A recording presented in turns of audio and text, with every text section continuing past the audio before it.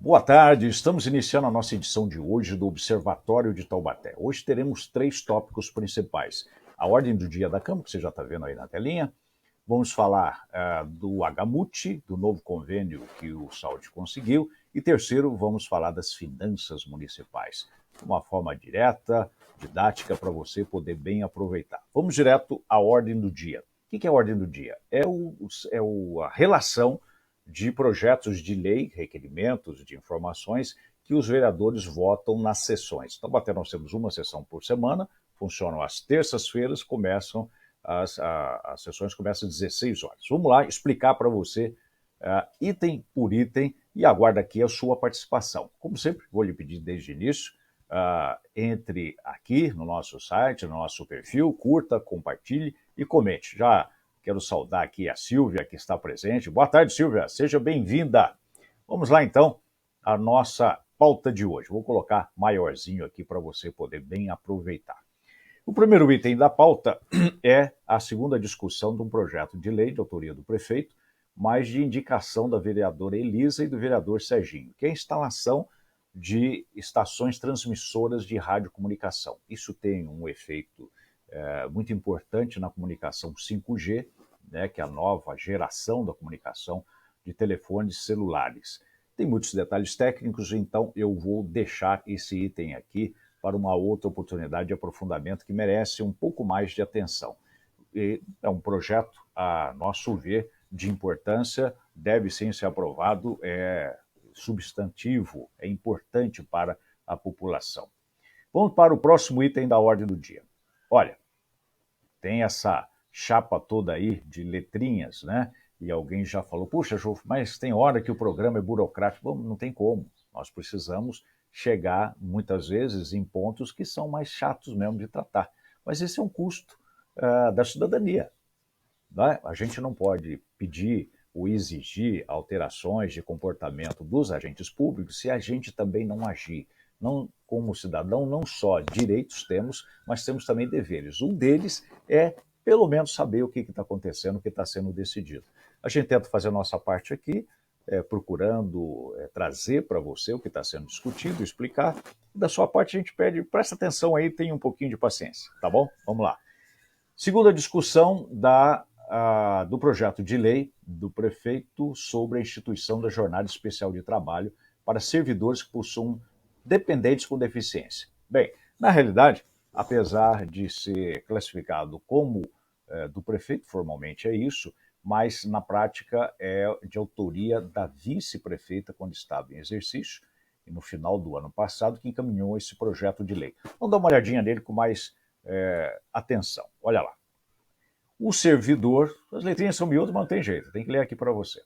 O servidor público que possua cônjuge, companheira, filho ou dependente legal com deficiência e que comprovadamente necessite do amparo e acompanhamento por parte desse servidor para comparecimento em consultas médicas ou tratamentos psicológicos, fisioterápicos, dentre outros, poderá fazer jus à jornada especial de trabalho sem prejuízo de sua remuneração integral. O que quer dizer? O servidor vai ter direito a ter umas horas adicionais para cuidar dessa pessoa dependente, desse familiar dependente.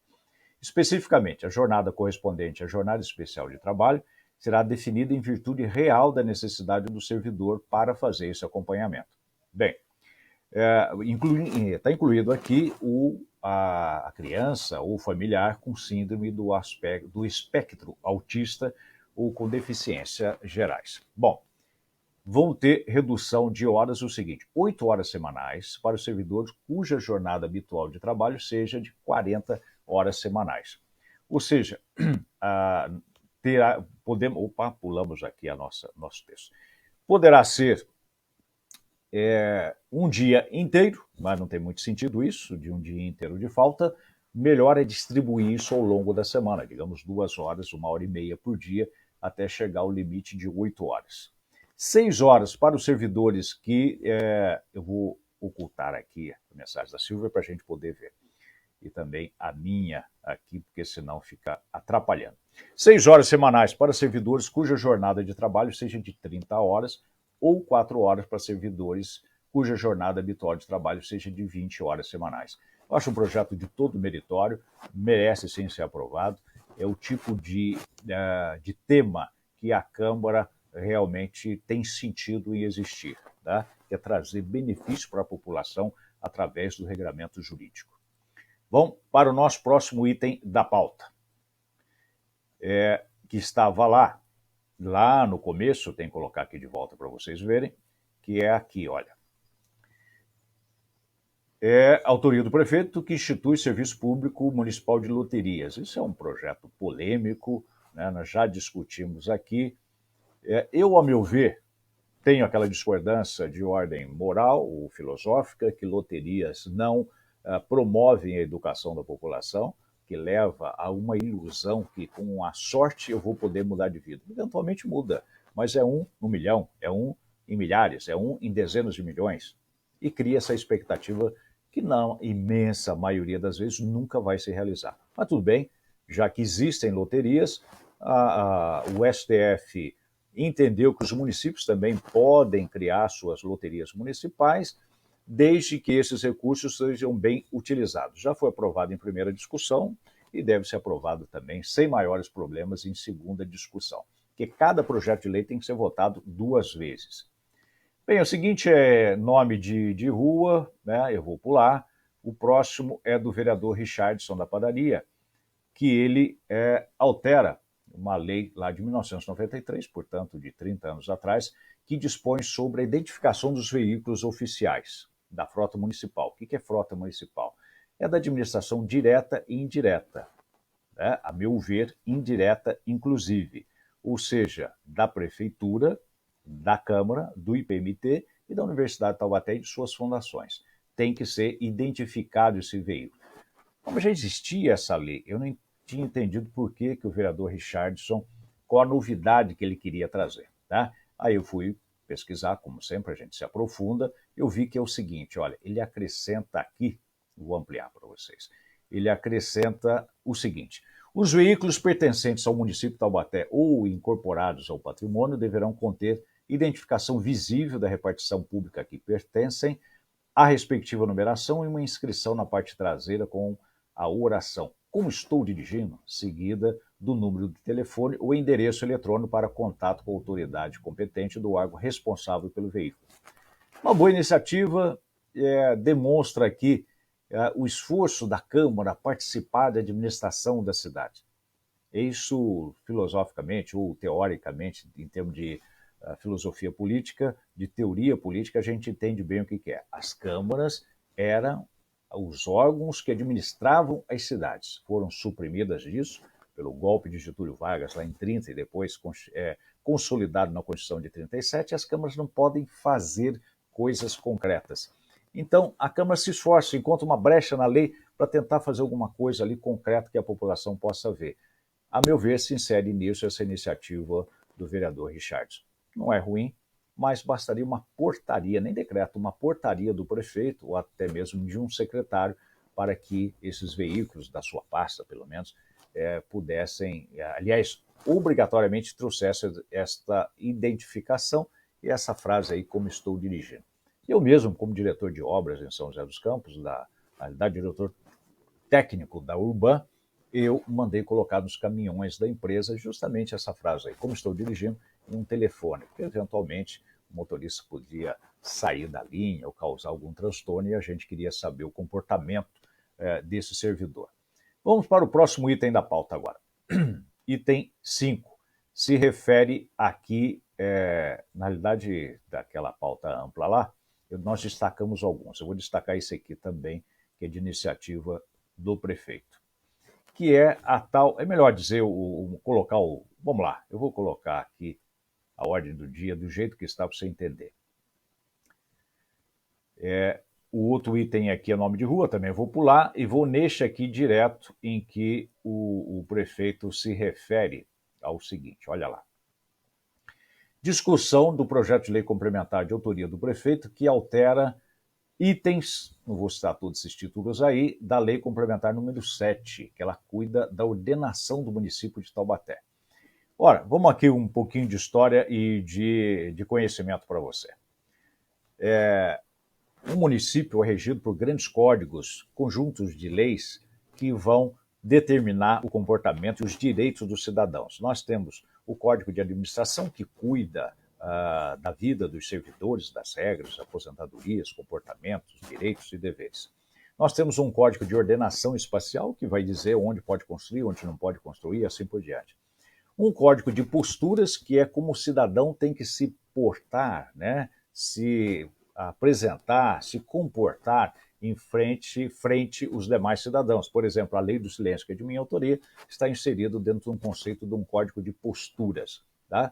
E um código que está aqui, vamos ampliar para você ver, que se trata aqui do Código de Ordenação do Município, também se refere a providências que você vai tomar em relação da prefeitura com propriedades. Neste caso aqui, especificamente, o prefeito está tratando de uma coisa que certamente foi trazido a ele o setor de zoonose, o órgão técnico da prefeitura, chefiado lá pelo meu amigo um veterinário. Muito bem, Zé Antônio, doutor Zé Antônio, falhava a minha memória agora, em que há uma necessidade de fazer o combate a epidemias, combate a vetores de doenças, como, por exemplo, o mosquito da dengue, e você se depara muitas vezes com um imóvel abandonado que tem lá, às vezes, tem uma piscina podre, de água verde lá, ou então um lote esquecido, ou um antigo desmanche, ou um ferro velho, ou algo do tipo, em que você tem lá um foco de criação de insetos, de bichos peçonhentos, chamados na prática de animais sinantrópicos nocivos. Sinantrópicos são animais que vivem aí nas residências, rato, pode ser animais de maior porte, como um rato, por exemplo, ou um inseto, que também é um animal. Não sei se você sabia, mas o inseto também é um animal. Então, faltava um instrumento para a prefeitura poder entrar num lote desse. Você não encontra ninguém, procura no cadastro da prefeitura o dono, não consegue contato e fica aquela coisa lá. Então, antes, para você poder entrar num lote desse, você tinha que entrar com uma ação na justiça, ou até o momento, você tem que entrar com uma ação na justiça para poder entrar no lote. Mas se for aprovada essa lei nos termos que estão aqui, vou ler para vocês, permite ao agente da prefeitura entrar lá e aplicar multa a quem resistir. Vamos ver. Ficam sujeitos à pena de multa equivalente a 5 unidades fiscais do município de Taubaté, aplicado em dobro na residência, os proprietários possuidores, detentores ou responsável por qualquer título que não permita o ingresso dos agentes credenciados por portaria do secretário em seus respectivos imóveis para realização de inspeção, de fiscalização, de verificação, orientação, informação, aplicação de inseticida, quando preconizado o controle de arboviroses. O que é isso? Justamente o que eu falei aqui. Mosquitos da dengue é o melhor exemplo de transmissores de arbovirose.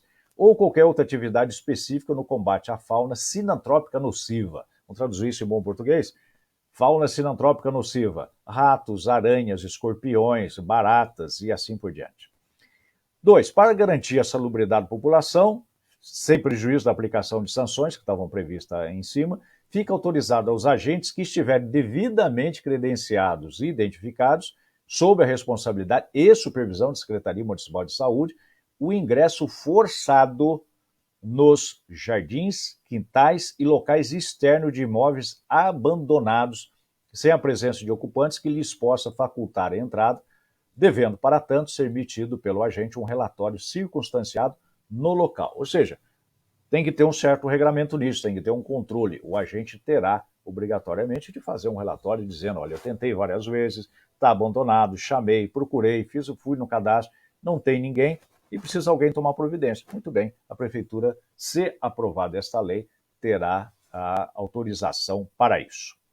Bom, vamos voltar então aqui aos itens da ordem do dia, que eu encerro nisso, porque os demais são relacionados a homenagens, nome de ruas, títulos e assim por diante. Bom, nosso próximo assunto. Essa é uma notícia boa, eu até mandei uma mensagem ao senhor prefeito, eu que mando mensagens com muitas críticas e cobranças ao prefeito, mandei uma mensagem para ele dando os parabéns em relação a isso.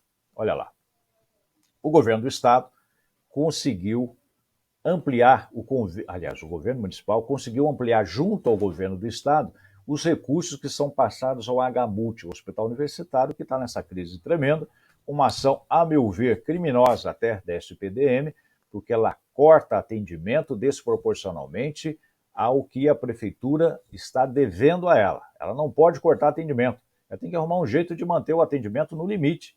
Não pode cortar a cirurgia de câncer, não pode cortar atendimento a pessoas sofrendo com problemas ortopédicos. Não pode fazer isso.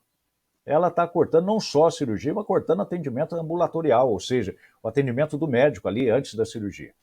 Bom, então tem uma situação em relação ao HMUT, que é sempre bom lembrar, que o HMUT sempre foi um hospital regional, um hospital que inicialmente era mantido pela Universidade de Taubaté, que não conseguiu mantê-lo através da FUST. O professor Zé Rui, este tem esse mérito a ser reconhecido, era reitor, conseguiu que o Estado assumisse o hospital municipal, regional na prática, mas depois o governo Júnior, em 2019, trouxe para si, para o município, este hospital regional, com a promessa do Estado complementar o que a prefeitura iria pagar. Isso é uma coisa, realmente uma decisão estranha, muito estranha. O município assumiu uma dívida de um hospital regional. O Estado, ótimo, já que você não quer mais que eu ajude, que beleza. Porque o Estado sustentava o hospital regional, mais os repasses do SUS do governo federal, e ficou para o município assumir a maior parte. Mais da metade dos custos do hospital municipal, repito, ficaram para o município uma decisão do Júnior lá em 2019. Bem, o que aconteceu? A prefeitura abrindo o bico, não consegue pagar, realmente. O que o Saldi fez? Ao invés de discutir, rediscutir o contrato, ele ampliou este contrato. É claro que a dívida aumentou proporcionalmente. E agora a SPDM está fazendo o que eu já disse, colocando em risco a vida dos cidadãos. Bom, vamos lá. Agora o Saldi conseguiu um refresco aí de 1,5 milhão a mais para o hospital. Tá, então, em vez da prefeitura tirar do nosso bolso 4,5 milhões a mais por mês, ela agora vai tirar 3 milhões, porque ele conseguiu, o Saldi aí, um repasse adicional de 1,5 milhão. Mas presta atenção, o Estado hoje manda 2 milhões, vai passar a mandar 3,5 milhões, mais, no máximo, até o final de 2024. Então, isso é uma coisa provisória. Nós precisamos de uma solução permanente. E solução permanente é o que nós estamos buscando junto ao governo federal. Já estamos com apoio de deputados federais, como o deputado Alfredinho, que vem aqui em Taubaté na sexta-feira para nós conversarmos com o prefeito Saldi, para que a União abarque, federalize, assuma na sua totalidade, de forma definitiva, o Hospital Universitário de Taubaté, que na realidade não é hospital municipal, mas é hospital regional. Bom, infelizmente nem tudo são flores. Junto com essa notícia desse novo convênio, do aditivo ao convênio, ontem, ou dia 25, foram publicadas as contas municipais pelo Tribunal de Contas.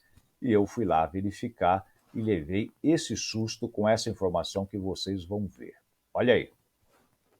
Eu resumi aqui os 16 principais contratos da prefeitura, principais despesas da prefeitura no mês de julho passado. Olha que loucura. A prefeitura liquidou, ou seja, ela comprou serviços que foram prestados no valor de 155 milhões de reais e pagou 105 milhões, ou seja, só no mês de julho deste ano, a prefeitura ficou devendo 50 milhões de reais. É isso mesmo que eu estou te falando, 50 milhões de reais. Vamos ver quem teve os maiores calotes? O IPMT, que a prefeitura devia pagar 18 milhões, pagou menos de 4, está devendo, portanto, 14 milhões e meio. A Funcabs, que é todo o programa daqueles oficineiros, daquelas pessoas, daqueles servidores indiretos que atuam nas escolas, que recebem um salário miserável. A prefeitura deveria pagar 10 milhões, pagou 5 milhões, exatamente a metade. Tá aqui. Depois, a tal SPDM, está aqui, que é o HMUT, deveria pagar 9 milhões, pagou 7 milhões e meio, ficou devendo 1,5 milhão. Vocês estão vendo que essa é a diferença aqui que ele buscou no governo do Estado? Então tá jóia, isso aqui deu certo. Mas O Instituto Esperança, que toca a UPA, também levou um calote de R$ 1.900. A Santa Casa de Misericórdia de Chavantes, que também toca outra UPA, levou um calote de R$ 1.800.000. Ora, a coisa está piorando. Eu sempre uso aqui aquela imagem. Se você está no buraco, a primeira coisa que você tem que fazer é parar de cavar. Não é possível isso. É alguma coisa de muito maluco na prefeitura. Não deu tempo de calcular hoje, mas amanhã eu vou trazer aqui para vocês o quanto de dinheiro entrou no mês de julho. Vou tentar fazer também desde janeiro até agora, julho, e nós vamos entender essa situação. Muito bem, chegamos aqui ao final do nosso programa, um pouco mais extenso, porque hoje é hora do dia, tinha assuntos a serem comentados. Eu agradeço a sua presença, a Silvia, mais outros espectadores estão aqui, e mais uma vez eu faço o apelo. Curta, compartilhe, comente, escuta no seu meio social, escuta no salão de cabeleireiro as mulheres, os homens nos barbeiros, no bar, no ponto de ônibus, em casa, no final de semana. Aprendam isso, a gostosura de participar do governo da cidade a partir das informações. Isso não só é um direito, não só é uma atividade social, não. Isso é um dever nosso entender o que está acontecendo. Encerramos aqui nossa transmissão. Muito obrigado e até amanhã, se Deus